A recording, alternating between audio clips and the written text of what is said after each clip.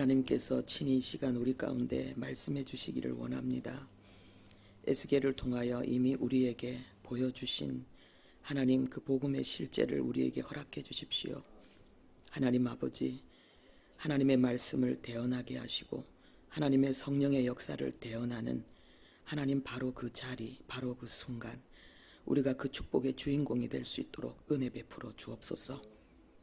아버지, 그래서 우리의 찬송이 우리의 삶이 되게 하시고 우리의 기도가 우리의 삶이 되게 하시고 우리가 진정 어둠 가운데 빛이 되고 죄악 가운데 소금이 되어서 하나님을 나타내고 표현하고 하나님이 찾는 수많은 영혼들을 하나님 앞으로 이끌어내는 사람 낚는 어부의 길 걸어갈 수 있도록 하나님 넉넉한 은혜, 충만하고 완전한 은혜 이미 우리 안에 다 주셨사오니 하나님 우리가 그것을 깨닫게 하시고 믿고 하나님 그것을 이루어내는 하나님 그 은혜를 우리에게 허락해 주옵소서. 예수님의 이름으로 기도합니다. 아멘. 네, 하나님 말씀 보겠습니다. 누가복음 10장 38절에서 42절입니다. 신약성경 111페이지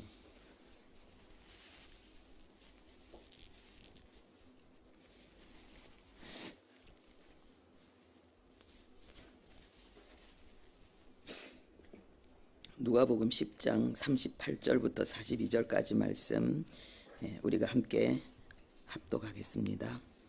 그들이 길 갈 때에 예수께서 한 마을에 들어가심에 마르다라 이름하는 한 여자가 자기 집으로 영접하더라. 그에게 마리아라 하는 동생이 있어 주의 발치에 앉아 그의 말씀을 듣더니 마르다는 준비하는 일이 많아 마음이 분주한지라 예수께 나아가 이르되 주여, 내 동생이 나 혼자 일하게 두는 것을 생각하지 아니하시나이까. 그를 명하사 나를 도와주라 하소서. 주께서 대답하여 이르시되 마르다야 마르다야 네가 많은 일로 염려하고 근심하나 몇 가지만 하든지 혹은 한 가지만이라도 족하니라. 마리아는 이 좋은 편을 택하였으니 빼앗기지 아니하리라 하시니라. 아멘. 제가 오늘 제목을 본질과 비본질로 할까, 마르다와 마리아로 할까. 마리아, 본질을 강조하기 위해서 마리아라고 할까, 아니면은 본질을 호소하는 의미에서 마르다야라고 할까 갈등을 하다가 제목을 마르다야라고 정했습니다. 갈등을 했다는 이야기는 그 내용이 다 포함되어져 있는 거죠. 그런데 왜 마르다야라는 제목을 마지막으로 결정했냐 하면은 여기에는 우리 주님의 간절한 호소가 들어있기 때문에, 주님의 간절한 열망이 들어있기 때문에, 그리고 또 하나는 우리가 정신 차리지 않으면은 우리는 늘 마르다 편에 비본질에 속한 길을 가는 경향이 우리 안에 있기 때문에 우리 주님의 이 호소가 우리 안에 깊이 메아리 치기를 바라서 오늘 제목을 마르다야라고 정했습니다.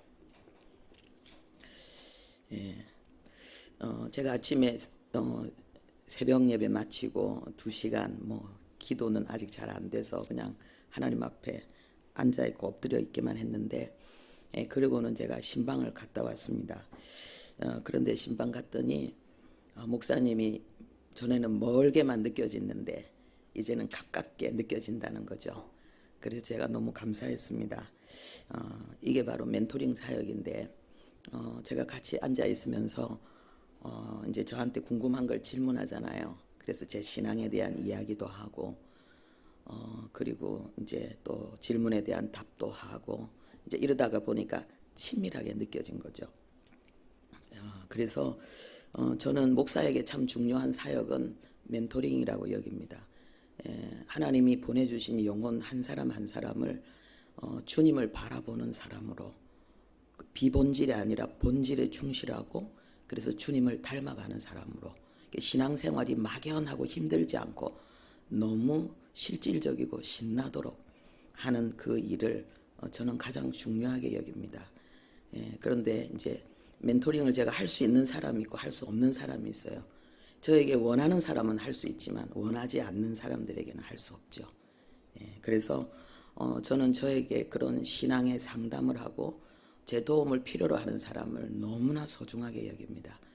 그런데 시간을 내는 것은 설교보다 더 중요하게 여깁니다. 위급한 순간에, 어려운 순간에 저의 도움을 요청하는 것은 설교 준비도 하지 않고 때로는 설교도 제쳐놓고 그 일을 합니다.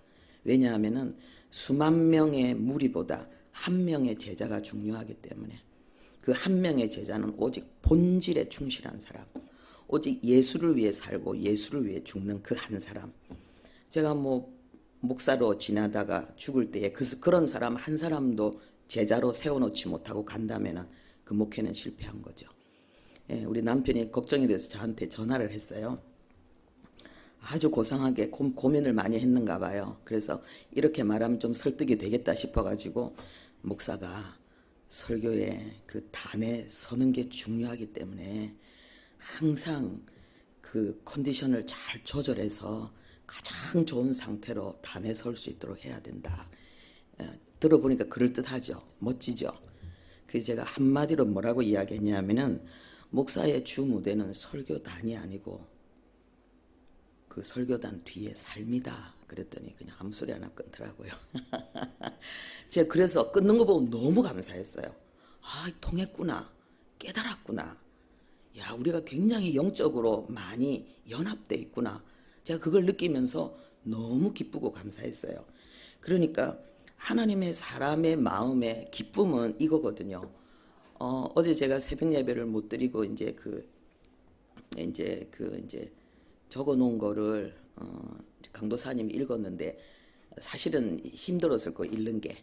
왜냐하면 저도 설교 준비하는 게 힘들었기 때문에 중요한 포인트만 잡아서 제가 설명을 많이 곁들여야 되는 내용인데 설명 못 곁들이고 그걸 적으니까 적는 사람도 적은 사람도 읽으면서도 힘들었을 거예요. 이게 뭔 내용인가 싶고, 듣는 사람도 이게 뭔 내용인가 싶었을 텐데, 그게 그 나오미와 룻의 대화잖아요.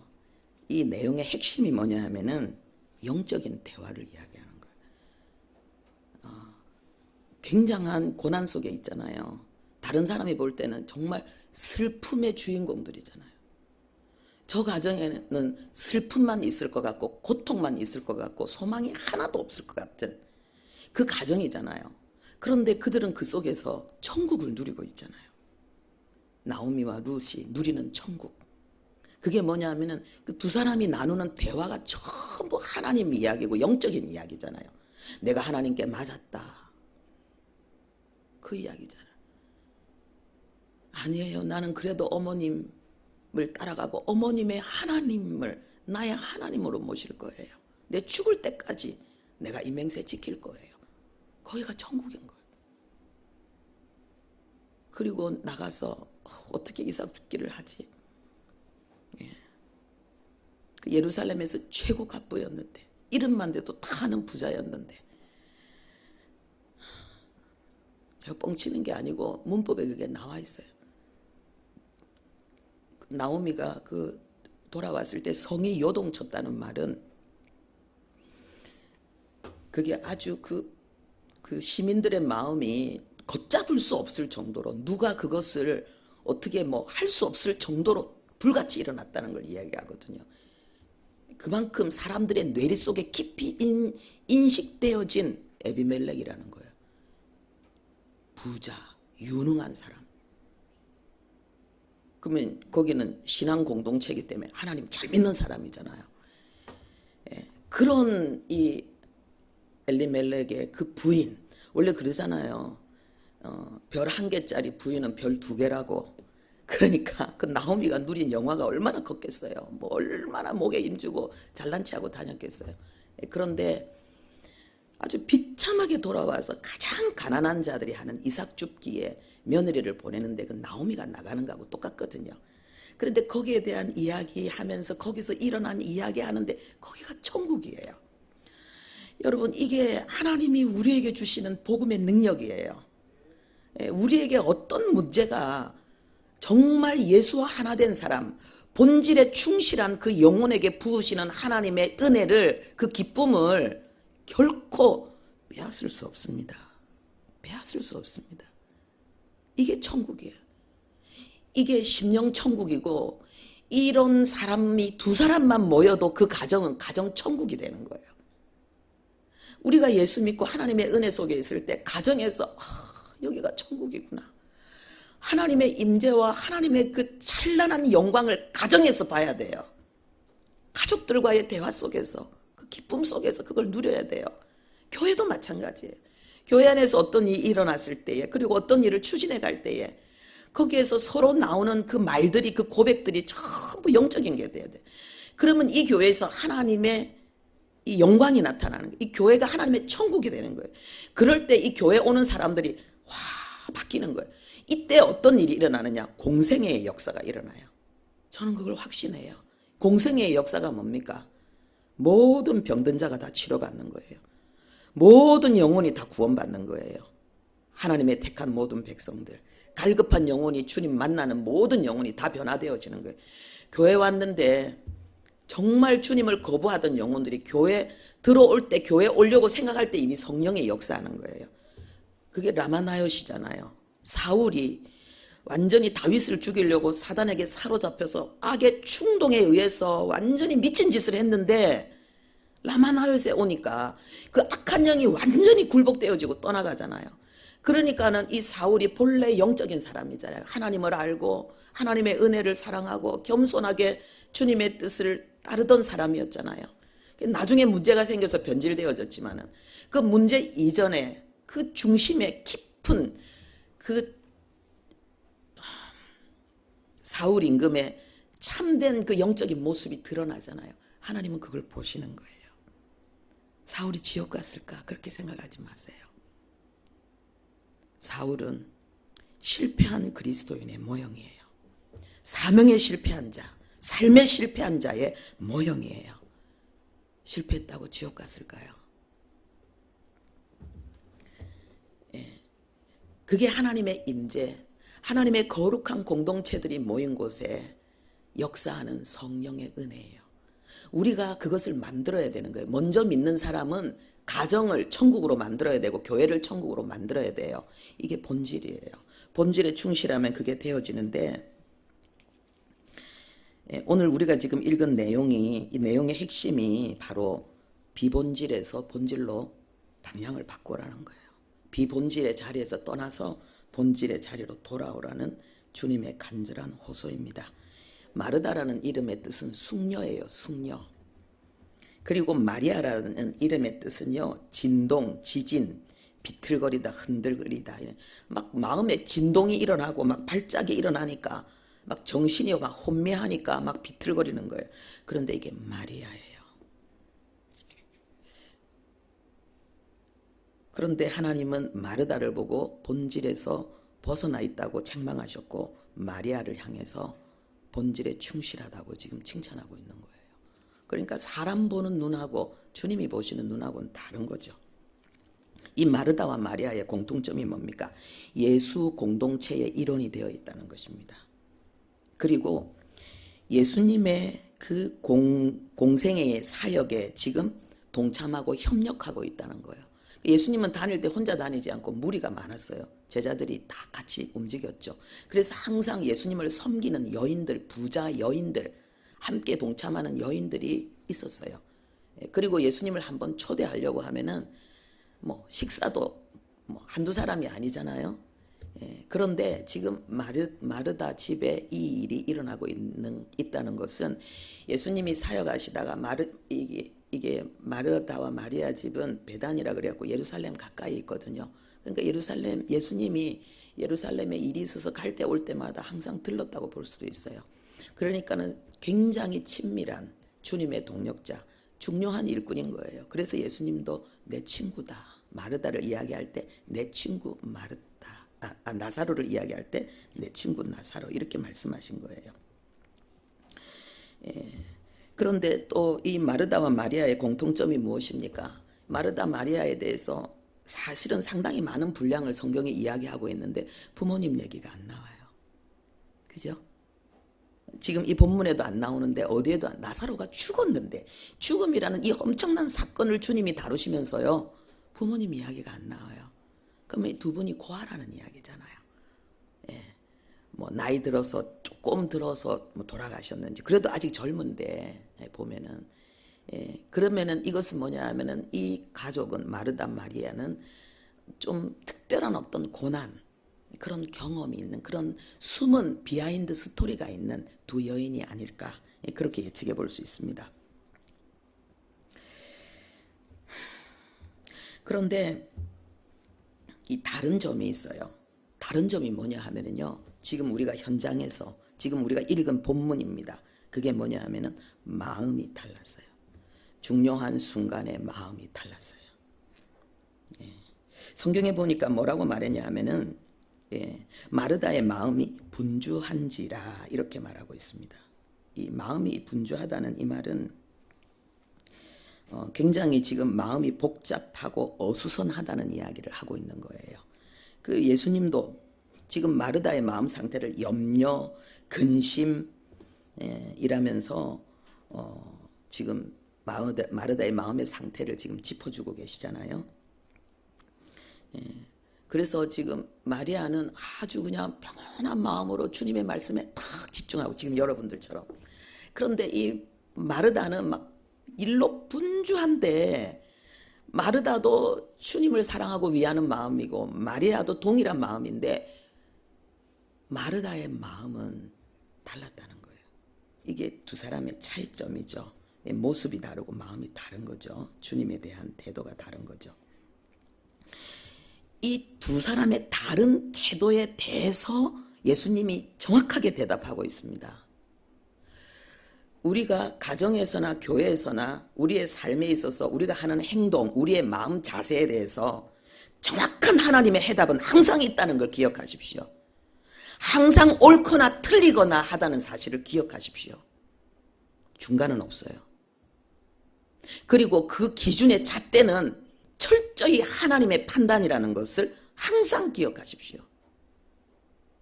그래서 우리 안에 어떤 생각이 올라올 때, 어떤 행동을 할 때 항상 이것이 주님이 원하는 마음일까? 주님이 칭찬하는 걸까? 아니면은 주님이 칭찬하지 않고 안타까워하고 가슴 아파하는 걸까? 항상 그거를 여러분들이 점검하셔야 돼요. 항상 점검해야 될 이유가 뒤에 나옵니다. 지금 마르다 같은 경우에는요, 지금 마음이 분주해서 어느 정도로까지 넘어갔냐 하면은 예수님도 마음에 안 드는 거예요. 교회도 마음에 안 들고 성경도 마음에 안 들어요. 그런데 성경 마음에 안 든다면 말 안 되잖아요. 하나님 마음에 안 든다면 안 되잖아요. 그러면 다른 북을 치죠. 다른 핑곗거리, 다른 희생양을 삼아서 막 이야기를 하죠.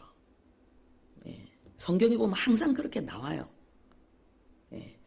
그런데 깊이 들어가면은 하나님 왜 나에게 이렇게 하십니까? 그건 나중에 나와요. 여기 보니까 마르다가 예수님께 뭐라고 말하냐 하면은요, 예수님께 찾아가서 지금 예수님은 중요한 말씀을 막 하고 있는 거예요. 그리고 막 마리아는 듣고 있는 게 많은 사람들이 여러분들처럼 예수님의 말씀만 막 듣고 있는데 갑자기 마리아가 불쑥 나타난 거예요. 이건 뭐냐, 못 견디겠다는 거예요. 더 이상 못 참겠다. 이대로 두면 안 된다. 지금 그 얘기가 중요한 게 아니다. 지금 내 얘기가 더 중요하다 이건 거예요. 그러면서 예수님 하시는 말씀을 수독하고, 근데 우리가 하나님 앞에 화났을 때 다 이렇게 해요. 이거 지금 마르다만 하고 있는 얘기 아니에요. 예수님 지금 그런 얘기 할 때가 아니라고. 지금 그게 중요한 게 아니라고. 지금 더 중요한 게 있는데 왜 지금 나 혼자 고생하게 놔두냐고. 예수님도 보이지 않냐고. 지금 내가 얼마나 많은 일을 하고 있는지, 내가 얼마나 힘든지 지금 알고 있지 않냐고. 근데 왜 이거 못 본 척하고 무시하고 지금 이거 좀 문제 해결해 주지 않고 챙겨주지 않고 지금 그런 얘기만 하고 있냐고. 사랑이라며요. 사랑의 짐을 나누라며요. 근데 지금 뭐 하고 계시냐고. 아니 다른 사람은 그렇다 칠지라도 마리아라도 지금 나한테 보내서 이 일을 같이 하게 해줘야 될 거 아니냐고. 지금 내 형편과 처지도 그렇게 내몰라라 하면서 지금 예수님 말씀 그게 옳은 얘기냐고. 지금 예수님한테 이렇게 지금 마르다가 대항하고 있는 거예요. 여러분 가만 한번 짚어보십시오. 여러분이 때로는 하나님 앞에 불편하고 힘든 부분에 대해서 하나님한테 이렇게 말할 수 있냐는 거예요. 근데 대부분 너무나 많은 사람들이 오랫동안 자신을 속이고 위장하고 포장하고 위선적인 삶을 사는데 너무 오랫동안 길들여져 있는 가운데 예수 믿으면요, 이런 자신의 이런 마음까지도 점검이 안 돼. 이런 깊이까지도 못 들어가요. 그냥 딱 나오는 게 뭐예요? 제일 표면적인 게 뭐예요? 하나님 아니고 하나님이 세운 지도자들, 하나님이 세운 일꾼들 제일 먼저 공격하죠.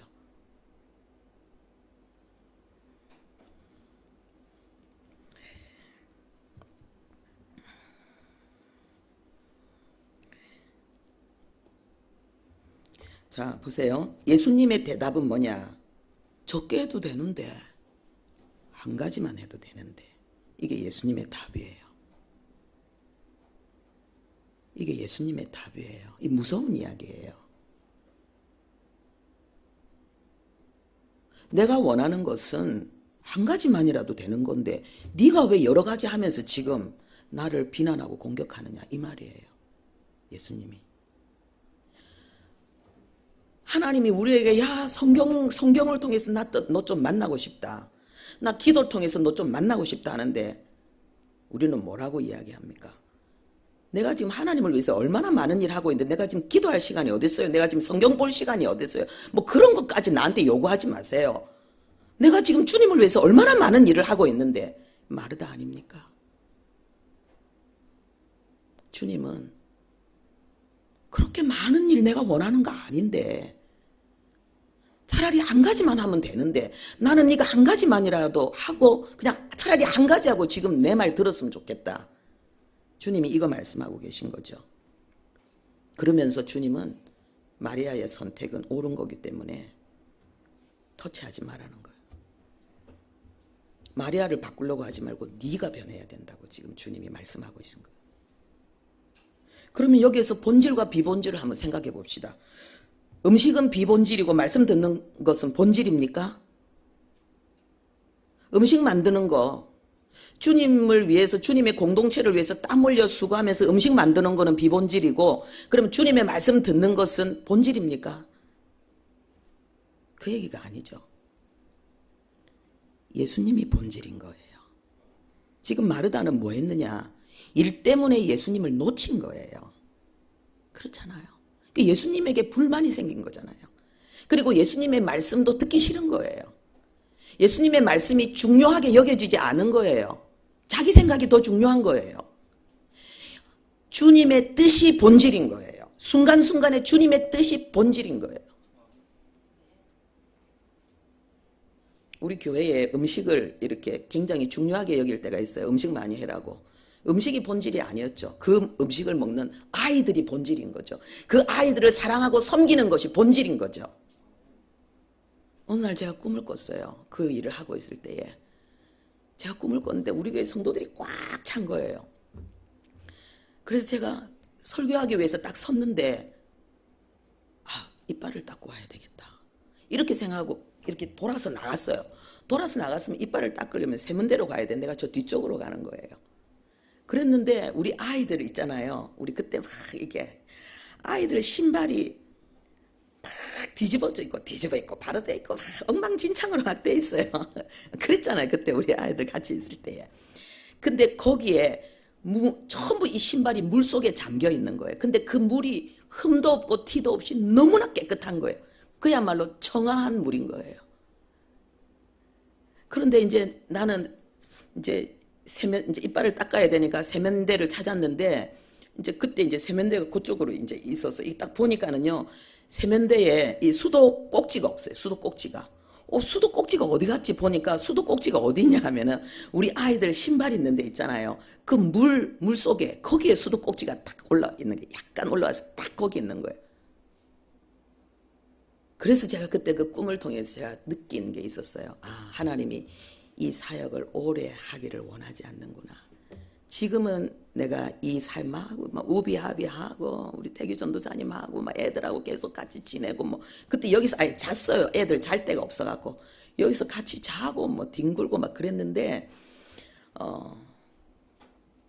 그래서 하나님이 언젠가는 이 사역을, 내 사역의 방향을 바꾸시겠구나 그렇게 생각했어요.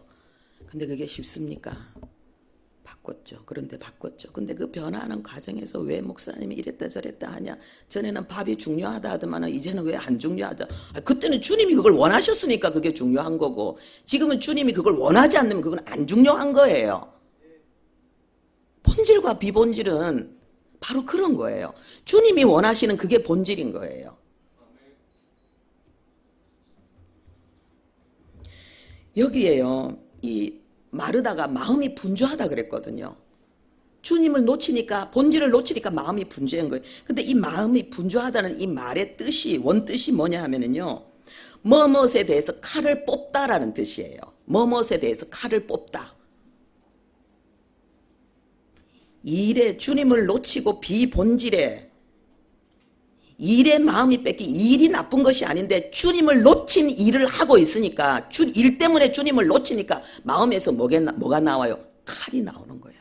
마음에서 칼이 나오는 거예요. 그러면서 염려가 나오고 근심이 나오고 불만이 나오고 비난이 나오고 공격이 나오는 거예요. 예수님 스탑했잖아요. 이게 더 중요하다라고 지금 예수님께 대든 거잖아요. 칼이 나온 거예요. 여러분, 우리가 본질에 충실한 사람은 칼 안 나와요. 나오다가도 쑥 들어와요. 본질이 그 칼을 용납하지 않아요. 그런데 본질을 놓친 사람, 예수님을 놓친 사람, 주님의 마음과 주님의 뜻을 떠나 있는 사람의 특징이 뭐냐면요, 칼이 나오는 게, 끊임없이 칼이 나오는 거예요. 계속 찌르는 거예요. 자기도 찌르고 남도 찌르고 계속 찌르는 거예요. 안 찔렀는데도 스스로 찔리는 거예요. 계속 칼이 나오는 거예요. 그래서 예수님도 비난하고 마리아도 비난하는 거예요. 그 심령이 어떻게 천국이 이루어지겠어요? 그 심령이 어떻게 그 사람이 모인 가정이 아무리 예수 믿고 아무리 집사고 아무리 목사다 한들 아무리 전도사라 한들 그 가정이 어떻게 천국이 되겠어요? 칼이 역사하고 있는데, 그런 사람들이 모여 있는데 전부 비본질을 붙들고 끊임없이 칼을 품어내는 사람들이 있는 곳에 어떻게 하나님의 교회가 이루어지고 여기에 어떻게 주님의 임재가 일어나겠어요? 마귀가 활개치는 곳이지. 조그마한 문제만 생기면 난리가 나는 거예요. 금방 완전히 사단의 활극장이 돼버리는 거예요. 예수 없으니까 그런 거예요. 본질을 놓쳤으니까 그런 거예요. 그런데 여기 네가 분주하다, 네가 지금 칼을 뽑았구나, 예수님 이렇게 말씀하신 거예요. 그런데 이게요, 성경의 이 문법에 보면 이게 미완성으로 돼 있거든요. 그게 뭐냐 하면은, 너는 지금까지 계속 그러고 있구나 이 말이에요.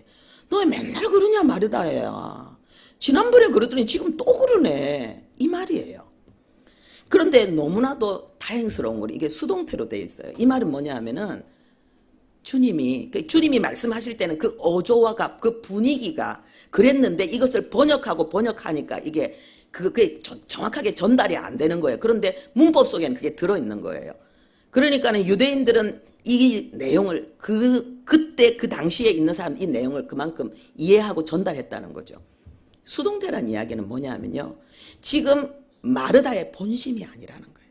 마르다의 본심은 주님을 사랑하고 주님을 위해 살고 싶은데 이 일 때문에, 그 일로 인해서 그 사단의 충동으로 해서 지금 헷가닥 해가지고 지금 이러고 있다는 거예요. 그러니까 이 말이 뭐냐 하면은, 우리 주님은 마르다의 중심을 알기 때문에 지금 마르다를 비난하는 것이 아니고 호소하고 있다는 거예요. 마르다야, 그거 아니야.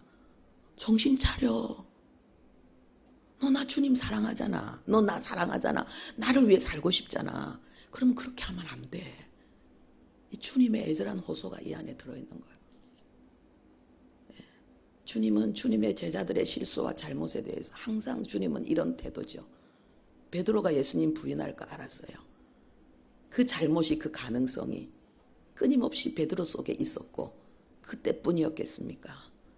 사탄아 물러가라, 그런 소리도 베드로에게 예수님이 했는데 한 번뿐이겠습니까? 사탄에게 사로잡혀서, 악의 충동에 사로잡혀서 어리석은 짓을 한 게 한 번뿐이겠습니까? 예수님 그걸 다 감내하신 거예요. 제가 땀을 너무 많이 흘려도요, 괜찮아요. 예, 병이 아니니까 걱정하지 마시고.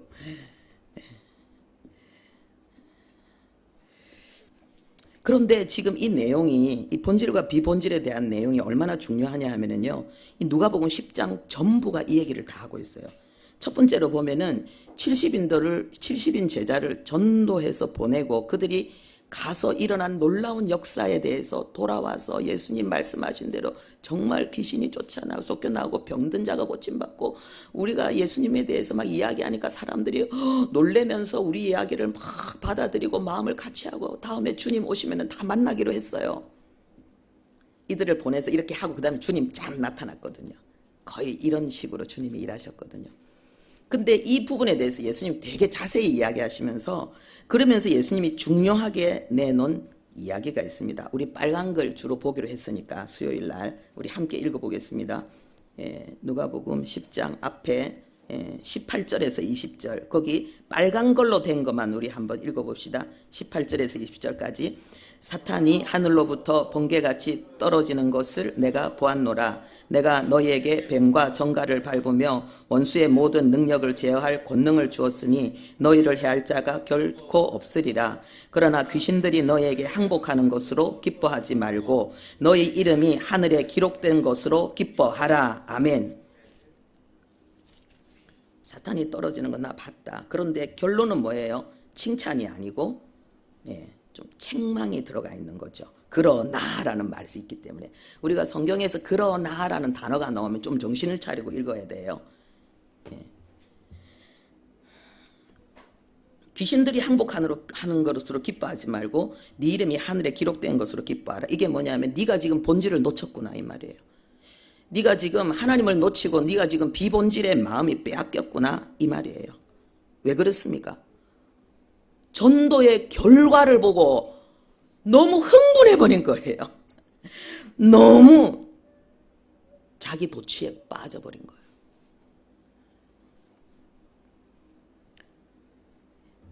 주님이 맡기신 권위,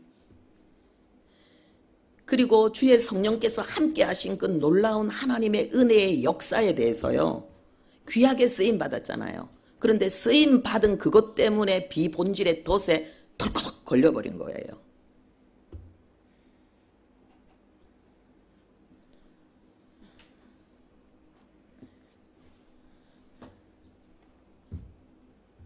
만약에 주님이 말씀하셨고 주님과 함께 동행했는데 그렇게 좋은 결과가 나타나지 않았다면 그들은 어떻게 했을까요?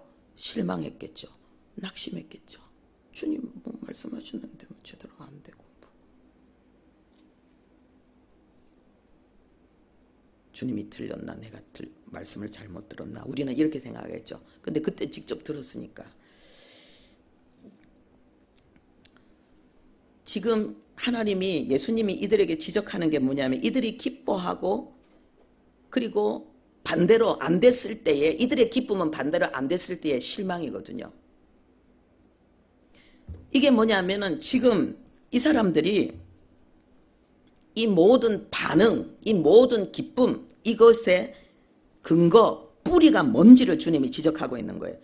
그거는 바로 자신의 행위와 노력의 결과, 보상이라는 거예요.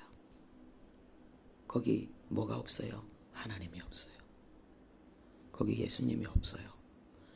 자기가 순종해서 갔더니, 자기가 전했더니, 자기가 전한 복음을 듣고 사람들이 이렇게 변해서 우리가 전도를 멋있게 제대로 하고 왔습니다. 거기 하나님이 없어요. 자기의 노력과 자기의 수고와 그 결과에 대한 자아도취, 자기 만족의 기쁨밖에 없어요. 이게 뭐예요? 율법주의. 하나님 없어요. 원인과 과정, 그걸 무시하고 결과만 가지고 모든 것을 판단하는 결과주의. 원인이 뭐예요? 하나님의 말씀이잖아요. 하나님의 뜻이잖아요. 과정이 뭐예요? 그 뜻을 순종한 거잖아요. 그랬더니 결과가 나타나잖아요. 근데 하나님의 뜻과 하나님의 뜻에 순종한 그 과정에 대해서는 전부 잊어버리고 그 결과만 가지고 이제 하나님이 잃어버린 거예요. 그래서 우리가요, 이 본질에서 벗어나는 이유는 이 행위와 그 행위의 보상에 대한 율법주의, 그리고 오직 결과만을 추구하는 결과주의, 여기에 우리가 아직도 벗어나지 않았기 때문에 우리는 본질에서 자주 벗어나는 거예요. 교회 목사님들이 목회하면서 가장 무서워하는 사람들이 이런 사람들이에요. 열심히 전도하고 막 하는데 나중에 본질을 다 잃어버리고, 내가 이것도 저것도 했는데 막 구원의 감격이 사라진 사람들, 눈물이 사라진 사람들, 그래서 하나님의 뜻을 찾는 그 열정, 그 겸손을 잃어버린 사람들, 그래서 열심히 일은 하는데 끊임없이 가시가 돋아나는 사람들, 칼을 내뿜는 사람들, 교회에서 목사님들이 제일 무서워하고 힘들어하는 사람들이에요. 여러분 어떻습니까? 그 다음에 나오는 비유가 선한 사마리아인의 비유입니다. 이거는요, 영생을 얻는 것이 무엇인지에 대한 질문입니다. 율법 교사라고 했습니다. 다른 곳에서는 서기관이라고 했죠. 이 서기관들은 성경을 필사하는 사람들이에요. 그런데 그 성경을 필사하는 사람들이 성경을 잘 알 거잖아요. 그래서 성경을 필사하는 사람들 중에서 성경을 잘 가르치는 사람들이 나왔는데 그들을 가장 최고로 여겼는데 그 사람도 율법 교사지요. 근데 여기에서 많은 이야기가 나오는데 결론이 나옵니다. 결론이 뭘까요, 여러분? 여기에서 예수님이 이 이야기를 하실 때 가장 중요한 핵심이 뭘까요? 이 내용에 보면은 그 강도 만난 사람들을 제사장도 레위인도 그냥 지나쳤다는 거예요. 어떤 사람은 생각합니다. 자기도 강도 만날까 봐 무서워서 도망갔다. 때로는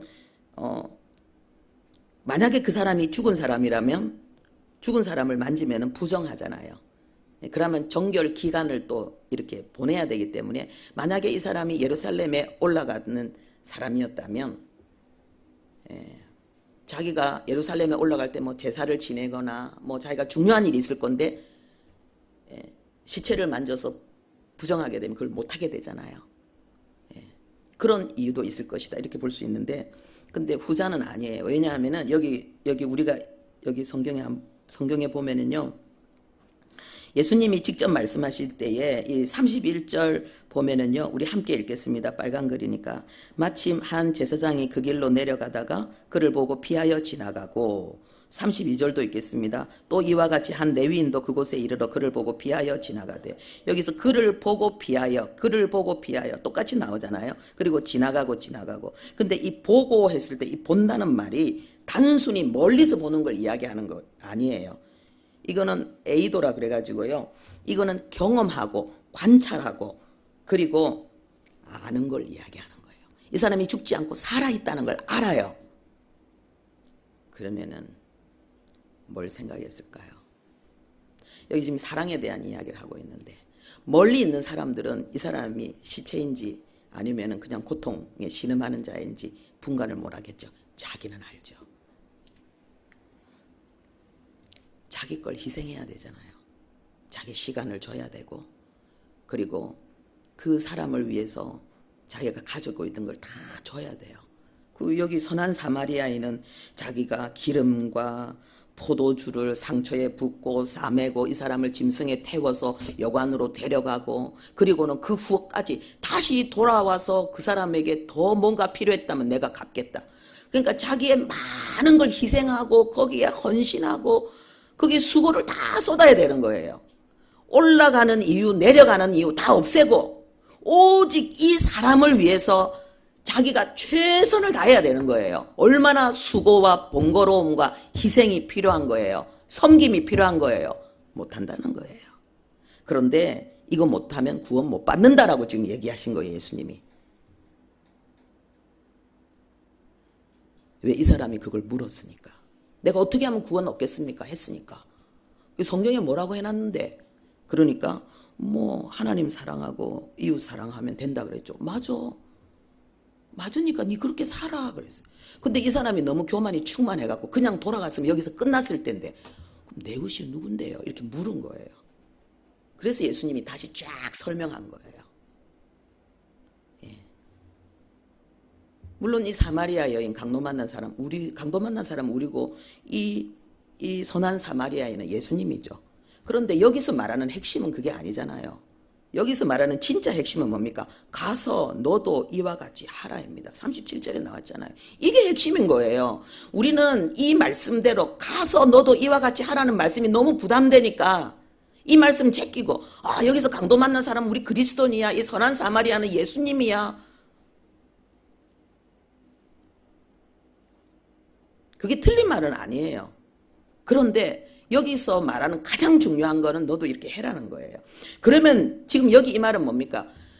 지금 이 율법 교사는 구원받을 네가 그렇게 네가 네 행위로 구원받기를 원하면 너는 이것까지 할 수 있어야 돼. 자신 없으니까 돌아간 거잖아요. 율법을 행함으로 우리의 선행으로 구원받을 수 없다는 걸 주님이 우리에게 가르치실 뿐만 아니라 구원받은 사람은 이렇게 살아야 된다는 걸 또한 가르치고 있는 거예요. 이 교훈을 다 우리는 놓치면 안 되는 거예요. 이게 뭡니까? 본질은 이렇게 사는 거예요. 그러면 여러분 강도 만난 사람 만나야 됩니까? 찾으러 가야 됩니까? 강도 만난 사람이 어디 있습니까? 여러분의 삶에 강도 만난 사람이 수두룩해요. 누굽니까? 사단에게 시달리는 남편,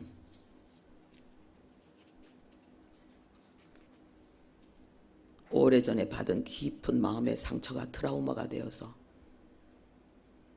제대로 인격적인 반응을 못하고 비인격적으로 아주 이상하게 반응하는 아내, 자식.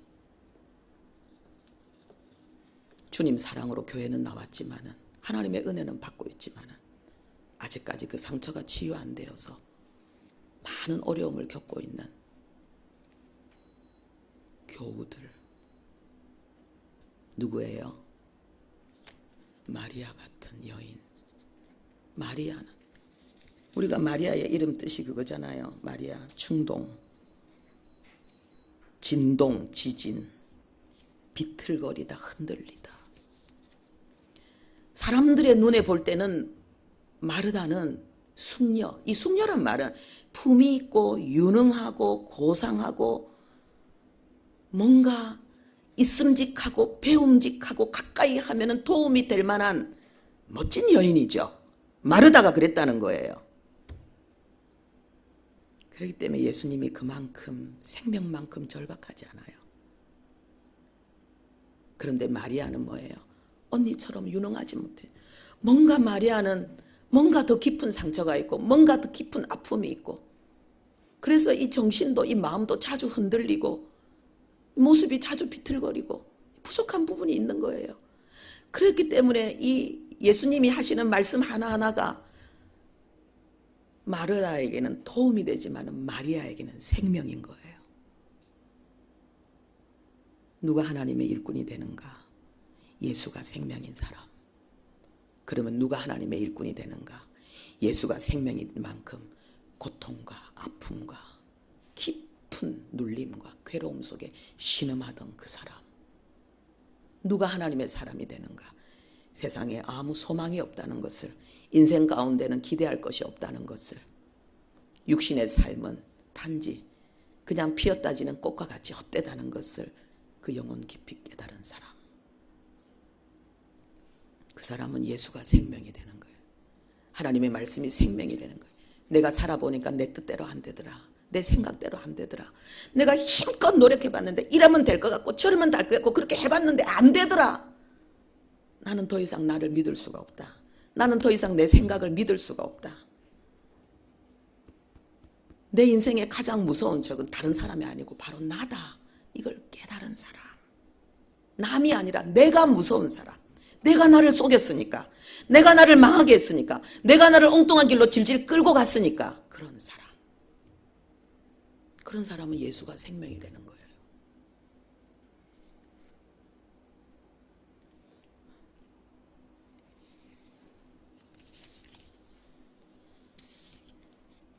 나는 마르다인가? 나는 마리아인가? 마르다는 아마 그 가정의 모든 일을 책임지고 이끌어온 여가장이었을 거예요.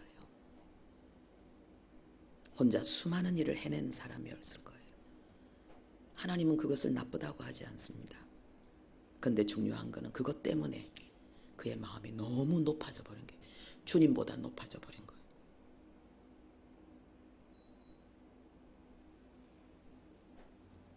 자기 의가 본질을 놓쳐버린 거죠. 이게 뭡니까?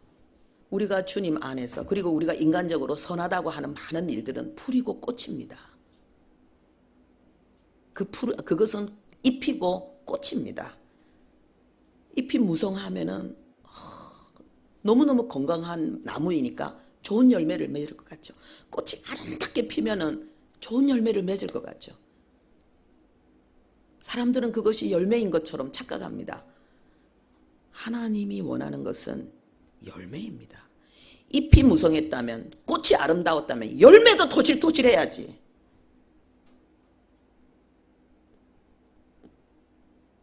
너무나 많은 사람들이 자기를 통해 나타나는 잎과 꽃에 너무 도취돼가지고 열매를 안 맺으려고 하는 거예요. 성경 말씀 고린도후서 13장 5절에 보면요, 너희는 믿음에 있는가 너희 자신을 시험하고 너희 자신을 확증하라. 예수 그리스도께서 너희 안에 계신 줄을 너희가 스스로 알지 못하느냐? 그렇지 않으면 너희는 버림받은 자니라. 버림받았다는 말은 하나님의 공동체 일원이 아니라는 거예요. 그러면 우리는 매일 뭐 해야 돼요? 내가 믿음 안에 있는가 내 자신을 시험하고 확증해야 돼요.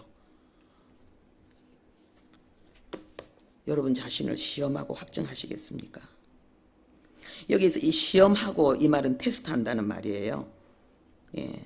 그런데 이 테스트한다는 말인데 이게 또 시험하다 뿐만 아니라 실현하다, 유혹하다 이런 의미가 들어있는데요. 이것은 어떤 일이 되는지 안 되는지 그것을 시도해보라는 뜻이 이 안에 들어있어요. 네가 믿음으로 사라지는지 안 사라지는지, 네 영혼이 예수 안에 본질에 거해지는지 안 되는지를 네가 한번 테스트해봐라는 거예요. 지금 너에게 주어진 삶의 자리에서 그 문제 속에서 네가 예수로 행하는 자인지 아니면 네 자신으로 행하는 자인지 네가 한번 테스트해봐라는 거예요. 네가 본질에 속한 자인지 비본질의 덫에 걸려 있는 자인지, 비본질의 늪에 빠져서 허우적거리면서 네 자신의 신앙을 회복하려고 애쓰는 것이 아니라 다른 사람들을 향해서 칼을 뿜어내는 자인지 네가 이것을 테스트하라는 거예요. 주님이 이걸 명령하고 있습니다. 이거는 명령입니다. 명령은 무조건 순종해야 되는 거예요. 그리고 이것은요, 현재형이에요. 내가 이 시간 살아있는 동안 과거, 현재, 미래 항상 그래야 된다는 거예요. 왜요? 어제는 뭐예요? 어제의 오늘이에요. 오늘은 오늘의 오늘이고 내일은 내일의 오늘이에요. 우리의 사는 삶이 다 현재, 하나님 앞에서는 항상 현재가 돼야 돼요. 우리가 예수를 믿는 동안, 우리가 천국 가는 그날까지 우리는 항상 내 믿음을 테스트해야 된다는 거예요. 내가 지금 본질에 속해 있는가, 내가 예수 안에 있는가, 아니면은 본질을 떠나서 예수를 떠나서 내가 주인된 자리에 서 있는가, 내가 아직도 창세기 3장의 죄 가운데 지금 빠져 있는가. 예수 믿는다고 하면서 창세기 3장의 죄는 내가 주인 되는 거거든요. 하나님을 버리는 거거든요.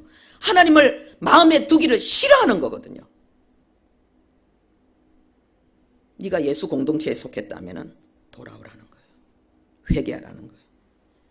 그게 바로 확증이에요. 이 확증이라는 말은요,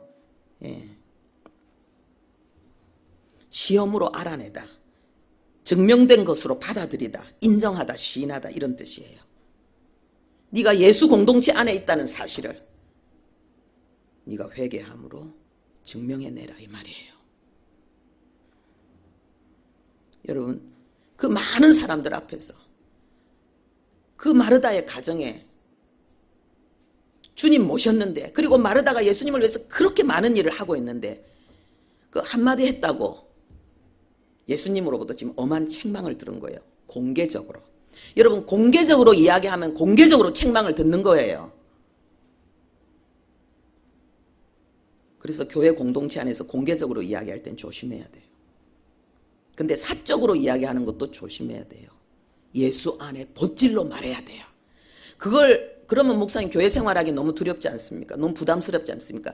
그 부담을, 그 두려움을, 공포를 가지고 자신을 연습하고 훈련한 사람은 나중에 그것이 당연한 인격이 되어지고 당연한 체질이 되어지는 거예요.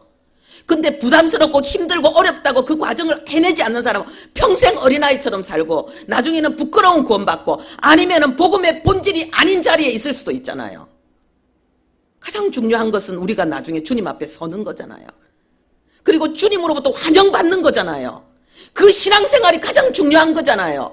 지금 마음 좀 불편하고 마음 좀 힘들고 좀 부담스럽다고 해서 그런 과정을 우리가 요구하지도 않고 목사가 그것도 요구하지도 않고 그냥 얼르기만 하다가 나중에 주님 앞에 서서 그 성도가 하나님 앞에 부끄러운 구원을 받거나 아니면은 아닌 경우에 그 책임을 누구에게 돌려야 됩니까?